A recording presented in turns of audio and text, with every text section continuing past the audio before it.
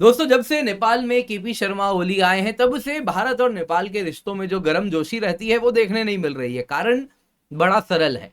अगर आप केपी शर्मा ओली देखें तो ये चाइना के अब तो पब्लिकली नोन समर्थक हैं, प्रशंसक हैं, और भारत से कहीं ना कहीं ये जो रिश्ते हैं उसको इन्होंने पहले भी खराब किया है। जो बॉर्डर डिस्प्यूट वगैरह, वो सारा मामला भी यही उठा के फोरफ्रंट पे लाए थे।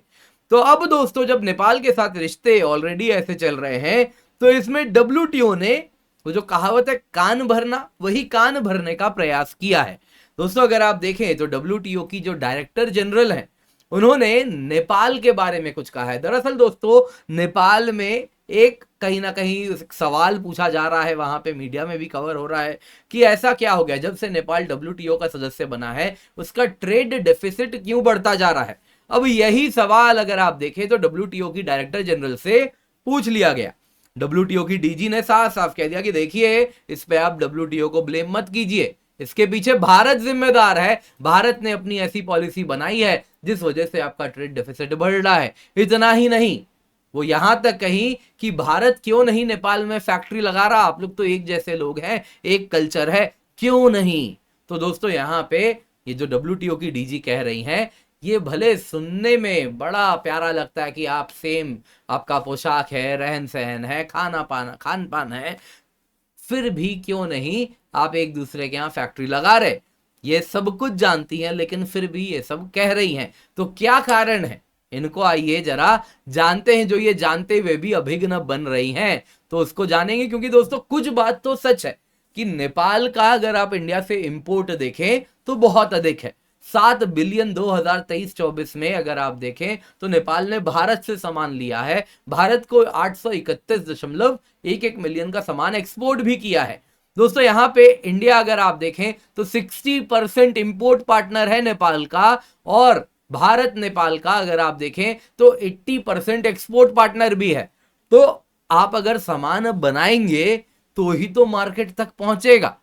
अब सामान बनाएंगे नहीं तो कैसे पहुंचेगा, ये बात भी आपको जानना होगा। वहीं चाइना आप देख लीजिए, वो आपको सिर्फ एक्सप्लॉइट कर रहा है। चाइना अगर आप देखें तो नेपाल का जो टोटल इंपोर्ट है चाइना से 15% आता है, वहीं टोटल एक्सपोर्ट जो नेपाल का जा रहा है उसमें से चाइना केवल 0.5% जा रहा है।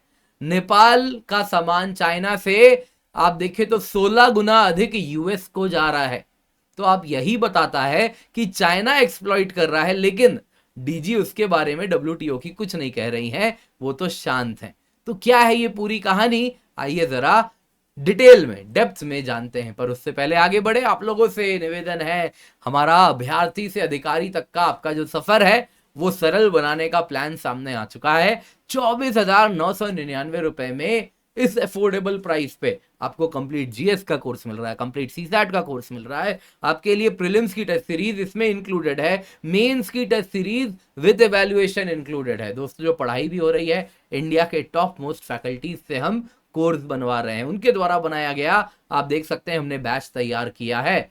तो आप इसका हिस्सा बन जाएं। यूज द कोड KC10, आपके लिए ये डिस्काउंटेड प्राइस अवेलेबल है इस वक्त, लेकिन 12 सितंबर को चला जाएगा, तो इसका आप फायदा उठा लें। Mains test series with evaluation दे रहे हैं दोस्तों, याद दिला रहा हूं, मार्केट में जाएंगे केवल mains test series with evaluation मिलती है इस कीमत पे। इस पे तो आपको हम पढ़ा भी रहे हैं और प्रीलिम्स और मेंस की टेस्ट सीरीज और मेंस की टेस्ट सीरीज विद इवैल्यूएशन दे भी रहे हैं। तो ये अपने हाथ से जाने ना दे, नीचे लिंक है, जल्दी से जाएं, जाके बटन दबाएं। दोस्तों, न्यूज में क्या है, डब्ल्यूटीओ की डायरेक्टर जनरल हैं, उनसे सवाल पूछा गया, ऐसा क्या हो गया जी जब से नेपाल डब्ल्यूटीओ का हिस्सा बना है तब से उसका ट्रेड डेफिसिट बढ़ता जा रहा है।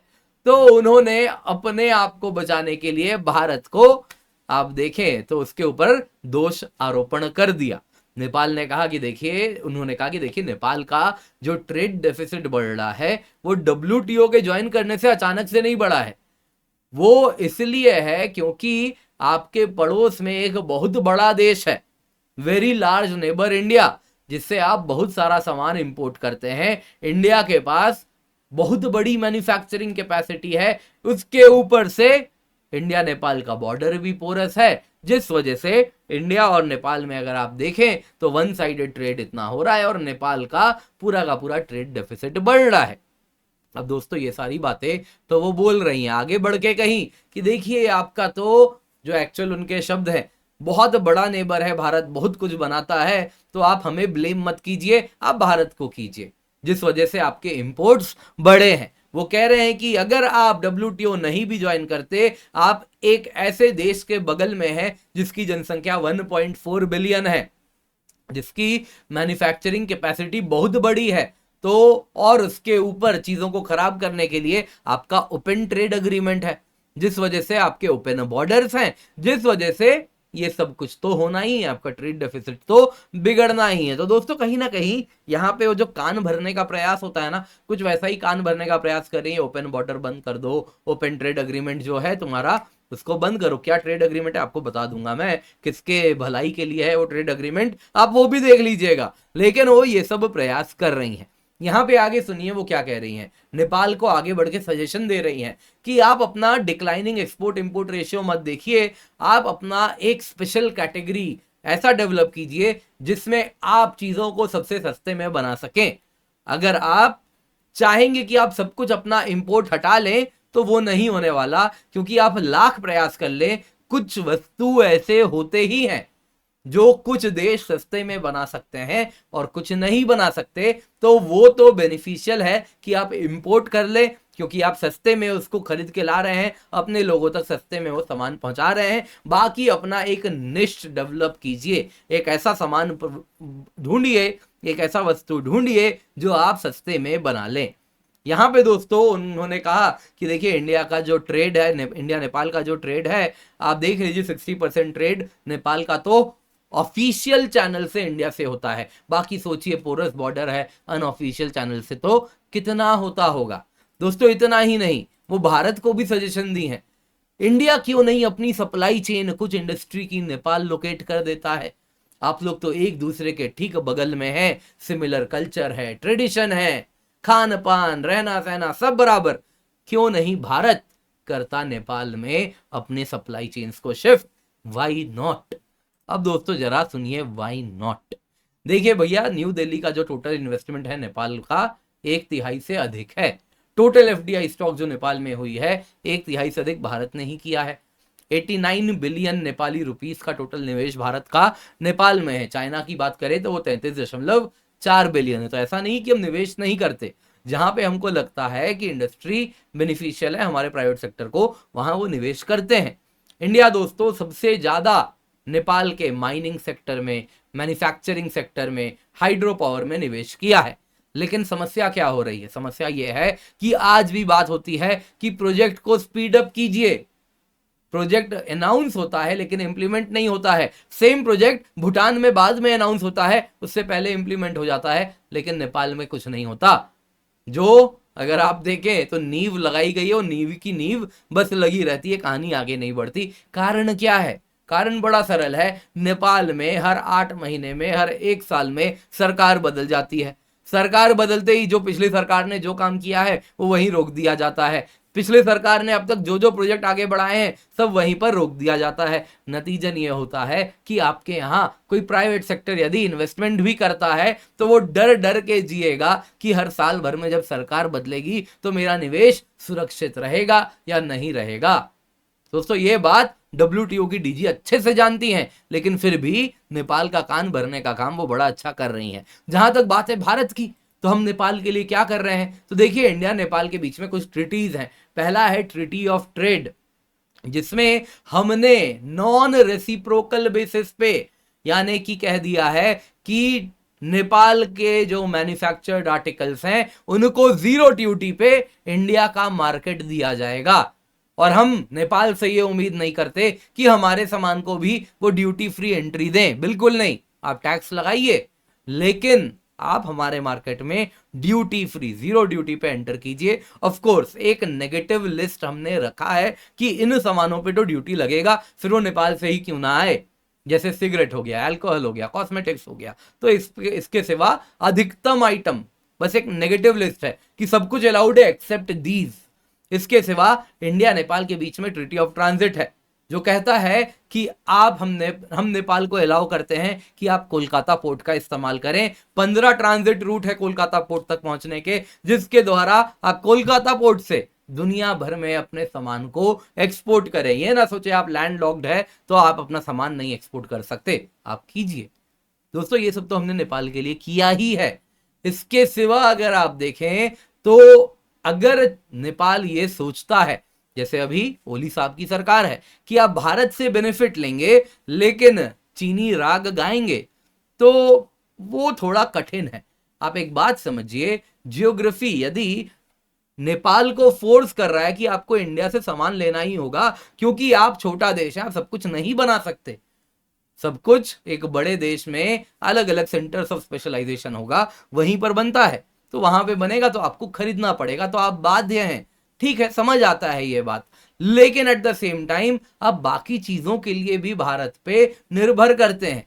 आप भारत पे निर्भर करते हैं बिजली की आपूर्ति के लिए, डिस्पाइट द फैक्ट हम चाहते हैं कि आप बिजली के हमें बिजली बेचना शुरू करें, आपके पास जो हाइड्रो पावर पोटेंशियल है, लेकिन आप अपने खाली डैम्स को इनॉग्रेशन करवाते हैं पेपर पे, उसको इंप्लीमेंट होता ही नहीं, काम ही आगे नहीं बढ़ता। तो आपके पास जो पोटेंशियल है आप वो इस्तेमाल नहीं कर रहे। इसके सिवा आप करते क्या है, आप भारत के सिवा बाकी प्लेयर्स के साथ हाथ मिला रहे हैं, टिल्ट कर रहे हैं, कई बार एंटी इंडिया स्टैंड भी ले रहे हैं। तो ये तो फूलिश डिसीजन हुआ। आप कहते हैं कि नहीं जी हम तो स्ट्रेटेजिक ऑटोनॉमी फॉलो कर रहे हैं, ठीक वैसे ही जैसे इंडिया स्ट्रेटेजिक ऑटोनॉमी फॉलो करता है, बिल्कुल कीजिए। आप एक सोवरेन कंट्री है, संप्रभु देश है, हम ये बात जानते हैं, आप स्ट्रेटेजिक ऑटोनॉमी फॉलो कर सकते हैं, लेकिन फिर कंप्लेन मत कीजिए ना अगर हम भी अपनी स्ट्रेटेजिक ऑटोनॉमी को फॉलो करते हुए भूटान में जाके निवेश कर दें। तो ये मत बोलिए आके कि अरे देखो भूटान में तुम करते हो हमारे यहां नहीं करते हो। नहीं, तुम तो स्ट्रेटेजिक ऑटोनॉमी फॉलो कर रहे हो, तुम चीनी राग गा रहे हो, चीन से एंटी इंडिया इन्वेस्टमेंट ला रहे हो, तो उसके बाद हमें अधिकार मिलता है कि हम किससे हाथ मिलाएं किससे ना मिलाएं। तो इंडिया अगर जेनरस है आपके साथ तो उसको आप फॉर ग्रांटेड मत लीजिए, ये बहुत आवश्यक है। WTO की डीजी ये बात अच्छे से जानती है, लेकिन उसके बावजूद भी वो कह रही इंडिया और जेनरस क्यों नहीं हो रहा। इंडिया ऑलरेडी बहुत ज्यादा जेनरसली नेबरहुड फर्स्ट में डील करता है।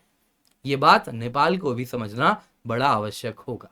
उम्मीद करता हूं दोस्तों आपको ये वीडियो पसंद आई होगी, लाइक जरूर कीजिएगा, शेयर करना ना भूलें। इसके सिवा मेरा करंट अफेयर्स का कोर्स है, हफ्ते भर का करंट अफेयर्स हम बस 2 दिन में कवर करते हैं, प्रीलिम्स और मेंस दोनों के हिसाब से टॉपिक कवर किया जाता है। तो आप निश्चिंत होके जुड़ जाइए, नीचे लिंक मिल जाएगा। इसके सिवा यूपीएससी सीएससी सब्सक्रिप्शन आपको मिल रही है केवल 24,999 रुपए में 12 सितंबर तक, उसके बाद कीमत बढ़ जाएंगी, तो मेक श्योर आप इसका फायदा उठाएं।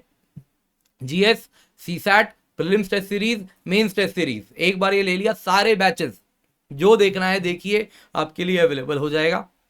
ये नंबर है, यहाँ पे कॉल करें, use the code KC10 for maximum discount. इसके सिवा हमारा मिशन बैच है दोस्तों, सितंबर 7 को स्टार्ट हुआ है, तो अभी जुड़ेंगे तो अभी का अभी आप फायदा उठाएंगे। कंप्लीट कोर्स टाइमली खत्म हो जाएगा, इसका फायदा उठाएं, यूज द कोड KC10। और भी बहुत सारे बैचेस हैं, हिंदी में है, इंग्लिश में सब आपको अवेलेबल हो जाएगा एक बार अगर आप अनअकैडमी सब्सक्रिप्शन ले लेते हैं, तो इसका फायदा अवश्य उठाएं। ऑप्शनल बैचेस भी स्टार्ट हो रहे हैं, सोशियोलॉजी बैच स्टार्ट हो रहा है 23 सितंबर से, हिस्ट्री भी और पबैट भी, तो इसको अपने हाथ से आप जाने ना दें।